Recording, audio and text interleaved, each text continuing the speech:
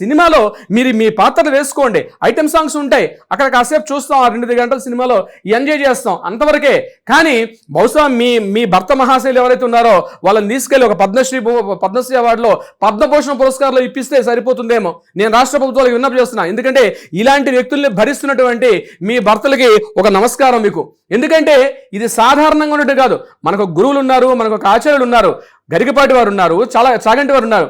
ఎలా ఉండాలి, ఎలా ఉండకూడదు ఈరోజు ఏమి తెలియట్లే మన పిల్లలకి. ఈరోజు ఒక 11 ఏళ్ళ అమ్మాయి స్కూల్కి వెళ్తే మళ్ళీ వెనక్కి తిరిగి రావడానికి 100 కళ్ళు పెట్టుకొని చూసిన సగటు మహిళామల్లు, మధ్యతరగతి మహిళలు, తల్లిదండ్రులు ఈరోజు కూడా ఉన్నారు. రోజుకొక అత్యాచారం, రోజుకొక అరాచకం. ఇటువంటి పరిస్థితుల్లో దుస్తుల మీద ఒక పెద్ద తరహా చెప్పడం తప్ప దానికి మీరు స్పందిస్తారా?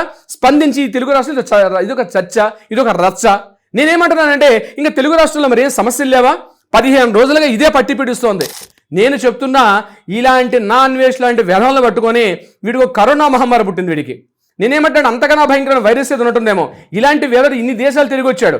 ఈ వ్యక్తిని రెడ్ కార్నర్ నోటీస్ ఇచ్చి, లుక్అవుట్ నోటీస్ ఇచ్చి, వాడు ఏం అంటగట్టుకొచ్చి దేశంలో ప్రవేశిస్తారో తెలియదు. ఇలాంటి వ్యక్తిని దేశ పులిమేరలోనే కాల్చిపడేయాలి తప్ప దేశంలో కూడా అనిస్తే వాడు మెంటల్గా డిస్టర్బ్ అయ్యాడు, వాడు ఫిజికల్గా ఏనాడు భ్రష్టు పట్టాడని చెప్పి వాడి వీడియోలు చూస్తే అర్థమవుతుంది. అలాంటి వ్యవహారం గురించి మనం వీడియోలు చేయడం కూడా ఒక అంత కరెక్ట్ అయిన కాదు.